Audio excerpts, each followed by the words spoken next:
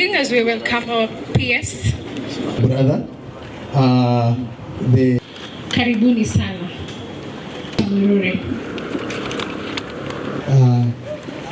Distinguished Board of Directors, Kenyatta National Direct. No facilities that are owed beyond 90 days. There is not a single facility that is owed beyond 90 days. So the way insurance works, whether it is any insurance, CIC, in fact, SHA is paying faster than private insurance. For SHA, there is not single facility that is owed beyond 90 days. If they are owed money, it's because those claims have been rejected. And so far, 6% of all claims have been rejected.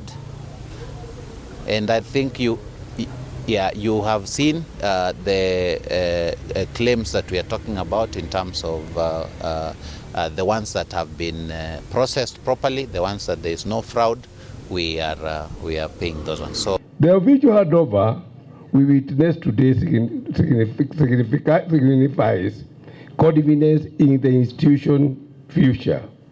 It marks the beginning of a new chapter in which Moi Kibaki Referral Hospital will continue to expand its services, strengthen medical education, embrace innovation, and become a center of excellence not only in Kenya but across East Africa.